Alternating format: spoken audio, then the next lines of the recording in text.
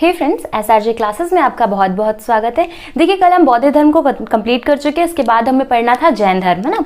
तो जैन धर्म हम जब पढ़ना शुरू करते हैं तो उसके बारे में कुछ बहुत सारी विशेषताएं हमें कवर करनी है, जैसे कि स्थापना किसके द्वारा की गई, कितने तीर्थंकर हुए, दर्शन कौन सा है, त्रिरत्न ग्रंथ, शाखाएं, मोक्ष, जैन संगतियां, विशेषताएं, पतन के प्रमुख कारण और साथ ही साथ में तुलना जैन धर्म और बौद्ध धर्म दोनों के बीच में। जब हम देखते हैं जैन धर्म के बारे में तो हमें पता चलता है कि 6ठी शताब्दी ईसा पूर्व में जैन धर्म का उदय हुआ, लेकिन जैन धर्म की जो स्थापना है वो ऋषभदेव के द्वारा की गई थी, जिन्हें आदिनाथ भी कहा जाता है। ऋषभदेव के द्वारा जैन धर्म की स्थापना की गई थी। रही बात तीर्थंकरों की, तो अलग अलग समय में जैन धर्म को बढ़ाने के लिए अलग अलग लोग सामने आए, जिन्हें ही तीर्थंकर कहा गया। कुल जैन धर्म में 24 तीर्थंकर हुए थे, जिसमें से पहले तीर्थंकर ऋषभदेव जी जो कि संस्थापक भी थे, और 23वें तीर्थंकर पार्श्वनाथ जी, और 24वें तीर्थंकर जो थे वह महावीर स्वामी थे। महावीर स्वामी।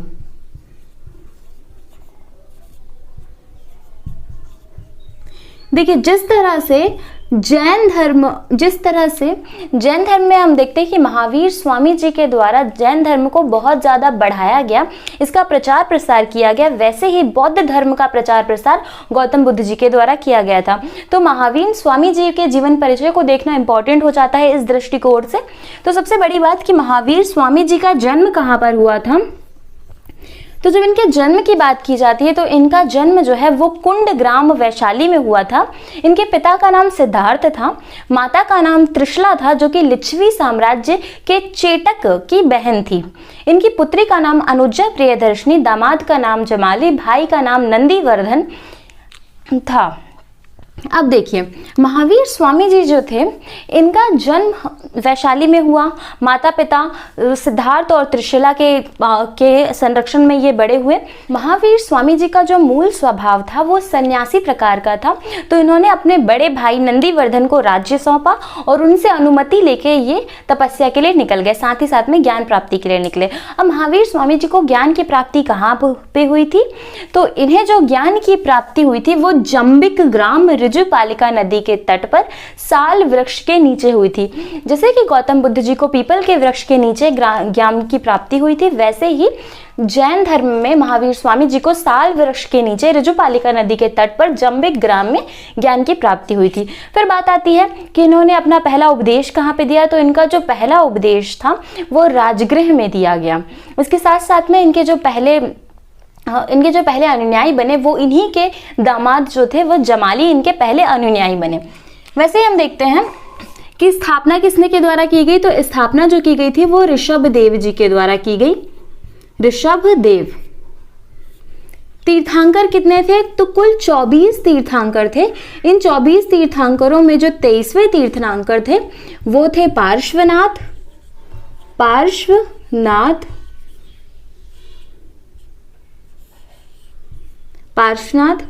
और जो 24वें तीर्थंकर थे वो थे महावीर स्वामी।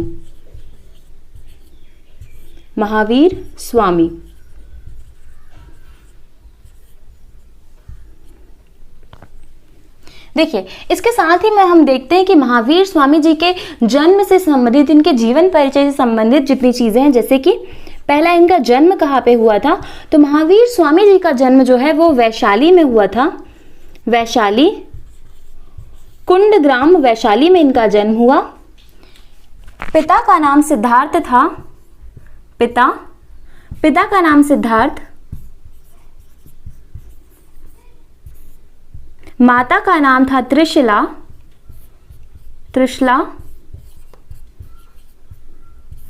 बेटी या पुत्री का जो नाम था, पुत्री का नाम था अनुजा प्रियदर्शनी,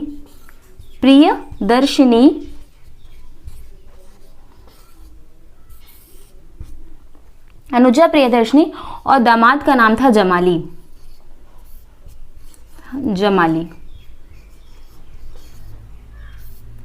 इन्होंने किससे आज्ञा लेके गृह त्याग किया, तो इन्होंने अपने ही भाई नंदीवर्धन से आज्ञा लेकर इन्होंने गृह त्याग किया और इसके बाद इन्हें ज्ञान की जो प्राप्ति हुई थी वो हुई थी जंबिक ग्राम ऋजुपालिका नदी शाल वृक्ष के नीचे। साल वृक्ष के नीचे इनको ज्ञान की प्राप्ति हुई। नदी कौन सी थी? नदी थी ऋजुपालिका।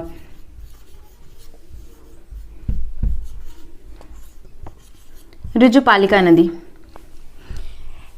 महावीर स्वामी जी से संबंधित जो इतनी बातें थी, हाँ साथ ही साथ में महावीर स्वामी जी को जब ज्ञान की प्राप्ति हो गई तो उन्होंने अपना उपदेश कहाँ जाके दिया? तो इनका जो पहला उपदेश था वो राजगृह में दिया गया।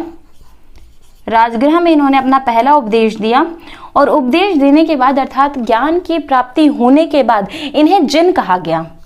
जिन कहा गया, साथ ही साथ में इन्हें निग्रंथ भी कहा गया और महावीर भी कहा गया।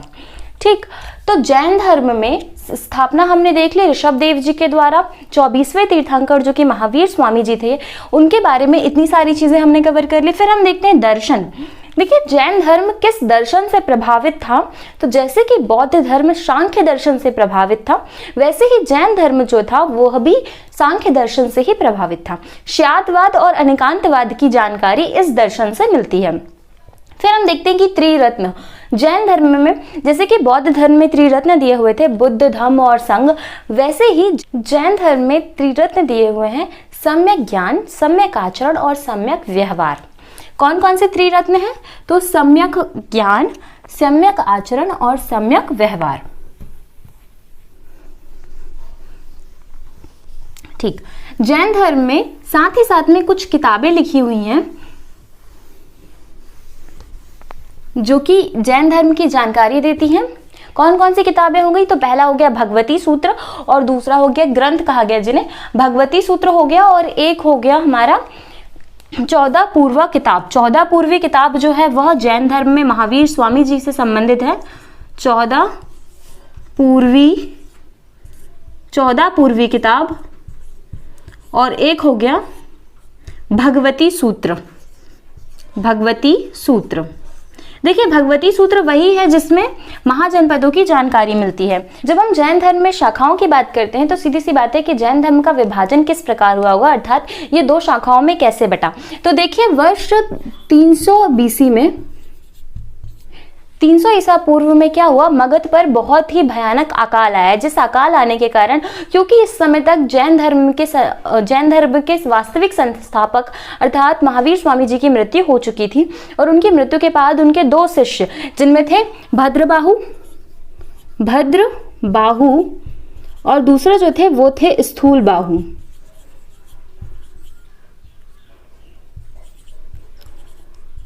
स्थूलबाहु, तो इनके द्वारा क्या किया गया? इन दोनों के द्वारा जैन धर्म के अनुयायियों को अपना अपना शिष्य बना लिया गया, और जब मगध में अकाल आया तो स्थूलबाहु जो थे वो मगध में ही रुके, ये मगध में ही रुके, और जो भद्रबाहु थे ये कर्नाटका चले गए।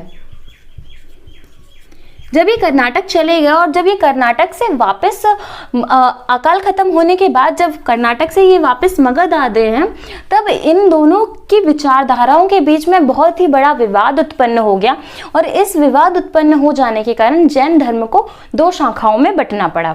तो जैन धर्म कितनी शाखाओं में बटा? तो दो शाखाओं में। कौन कौन सी शाखाएं थी? तो जो एक शाखा थी उसे कहा गया श्वेतांबर, और जो दूसरी शाखा थी उसे कहा गया दिगंबर।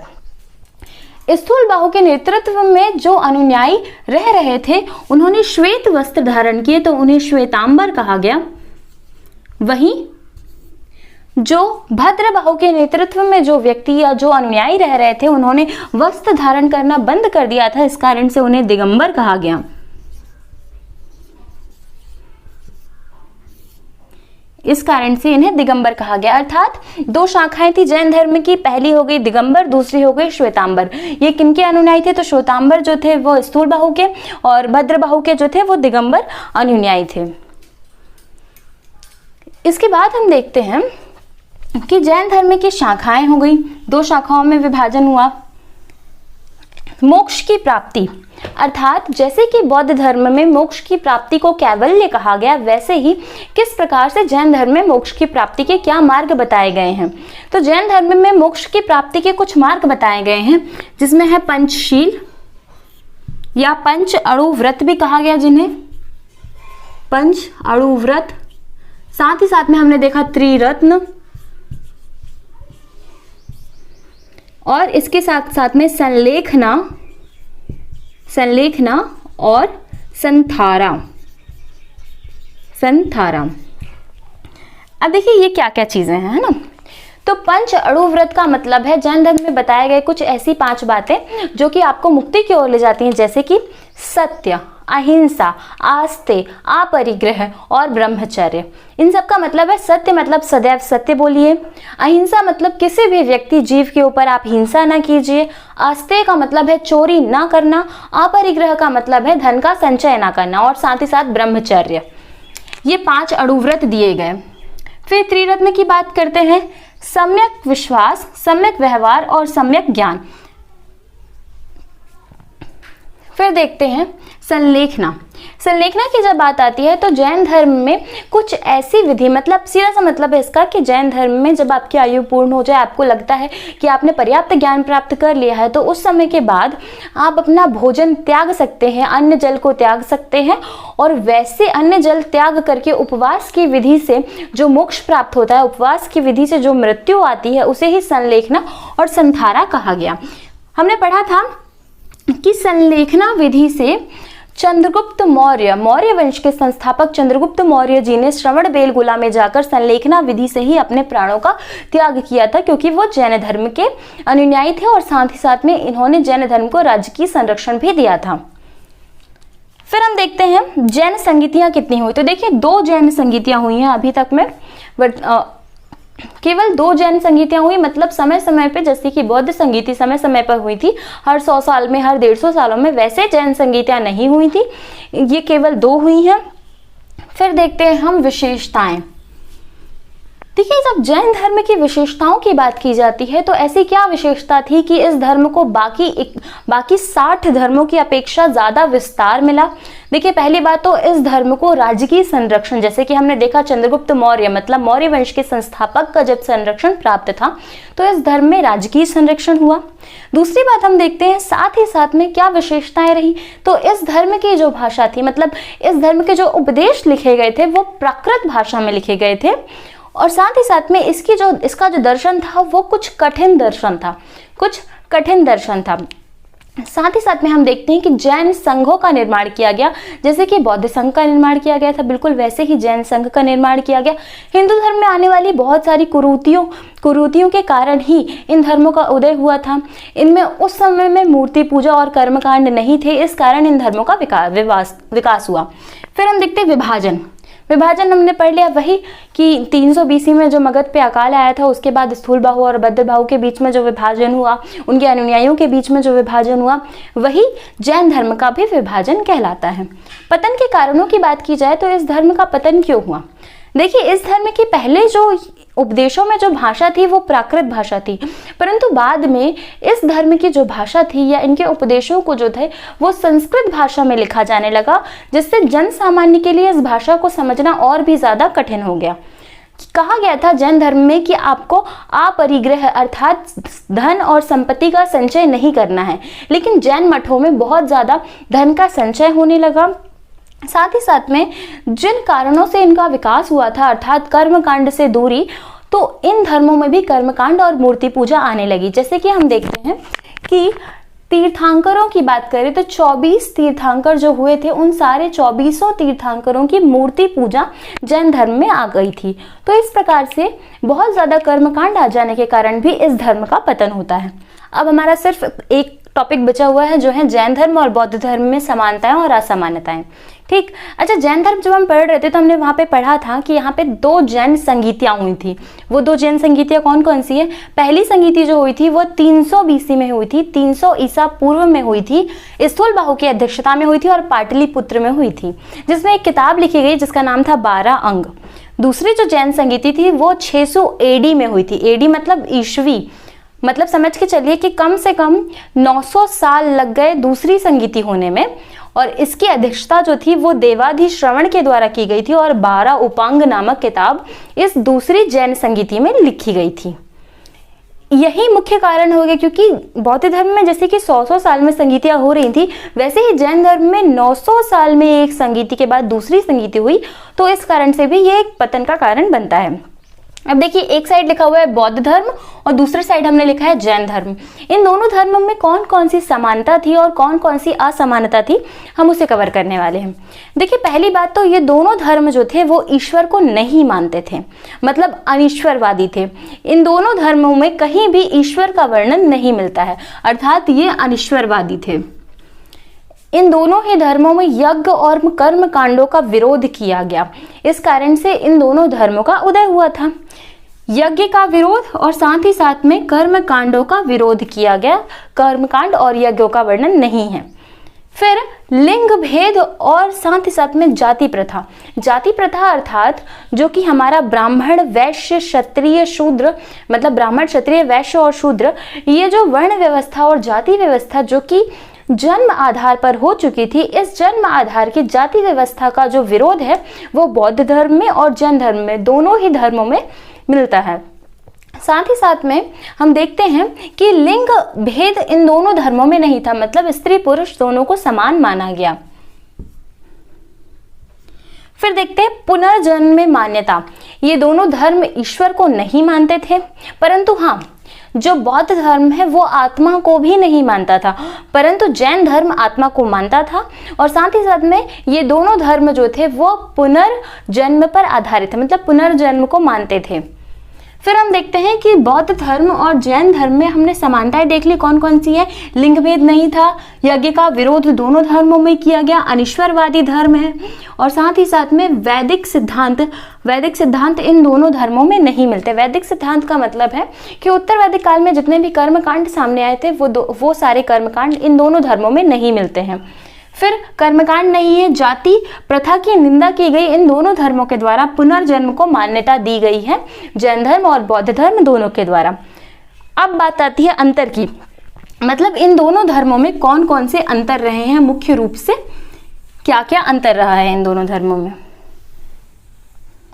ठीक, देखिए, बौद्ध धर्म अहिंसात्मक तो था, लेकिन इसमें अहिंसा को अनिवार्य नहीं किया गया था। मतलब हाँ, आप अहिंसा करेंगे ऐसा तो लिखा था, परंतु अनिवार्य रूप से आप बहुत ज़्यादा अहिंसा ना करें। मतलब जैसे कि जैन धर्म में अहिंसा को बहुत ही ज़्यादा इम्पोर्टेंस दी गई, और अहिंसा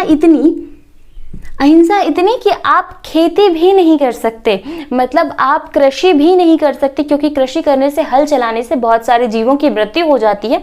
तो इस प्रकार की कठोर अहिंसा का पालन जैन धर्म में बताया गया। वहीं बौद्ध धर्म में सरल अहिंसा के बारे में बताया गया, अर्थात आप जीव हत्या ना करें, ऐसा जो है बौद्ध धर्म में कहा गया कि जीव हत्या नहीं करना है, ये अहिंसा माना गया। लेकिन जो जैन धर्म था वहीं पे उसमें फूल तोड़ना, पेड़ों को या किसी भी जीव को परेशान करना, ये सब अहिंसा में आने लगा। साथ ही साथ में बौद्ध धर्म का जो साहित्य था वह सरल साहित्य था, पाली भाषा में लिखा गया था। वहीं जैन धर्म के साहित्य की बात करते हैं तो जैन धर्म का साहित्य जो था वो प्राकृत भाषा में था और कठिन साहित्य था। इसके दर्शन की जब बात की जाए तो जैन धर्म का बौद्ध धर्म का जो दर्शन था वह दर्शन सरल था, वहीं जैन धर्म का जो दर्शन था वह बहुत ज़्यादा कठिन था। कठिन का मतलब यह है कि इस धर्म का दर्शन जो था वह सामान्य जनों की समझ में बहुत मुश्किल से आ पाता था। फिर देखते हैं कि बौद्ध धर्म जो था वह आत्मा पर विश्वास नहीं करता था, परंतु वहीं जैन धर्म अनात्मवादी नहीं था, मतलब आत्मवादी था, अर्थात यह आत्मावादी धर्म था, मतलब आत्मा पर विश्वास यह करता था, आत्मा को मानता था। साथ ही साथ में बौद्ध धर्म में मृत्यु की बात जब की जाती है तो प्राकृतिक मृत्यु की बात की गई है, ना कि अपने शरीर को कष्ट देकर मृत्यु को प्राप्त करना। वहीं जैन धर्म में संलेखना जैसी विधि का वर्णन किया गया है, जिसमें उपवास के द्वारा अपने शरीर को कष्ट देकर मृत्यु को प्राप्त किया जाता था। तो जैन धर्म में संलेखना का वर्णन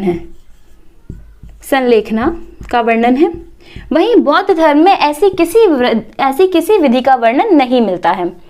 साथ ही साथ में जब बौद्ध धर्म की बात की जाती है तो क्योंकि बौद्ध धर्म का जो विकास हुआ था या जो विस्तार हुआ था वह भारत से बाहर चाइना और श्रीलंका और ऐसे बहुत सारे अलग अलग देशों में हुआ था, तो इस कारण से बौद्ध धर्म जो है वह एक वैश्विक धर्म है, मतलब पूरे विश्व में जाना गया धर्म है। वहीं जैन धर्म का विकास भारत के बाहर नहीं हुआ था, तो यह वैश्विक है वैश्विक धर्म है, वहीं जो जैन धर्म है वह केवल भारत के अंदर ही रहा।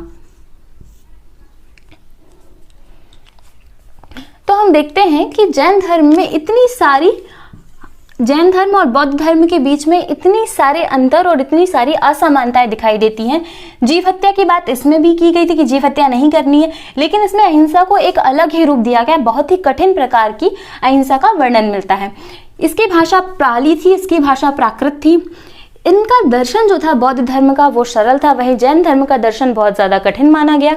जैन धर्म में संलेखना विधि का वर्णन मिलता है और साथ ही साथ में इसका विस्तार केवल भारत में हुआ। वहीं बौद्ध धर्म का विस्तार वैश्विक रूप से अनेक देशों में हुआ और साथ ही साथ में इसमें संलेखना जैसी किसी विधि का वर्णन नहीं मिलता है। ठीक, देखिए तो आज हमारा जैन धर्म बौद्ध धर्म पूरा टॉपिक खत्म हो चुका है।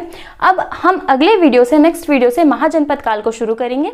Okay, thank you so much.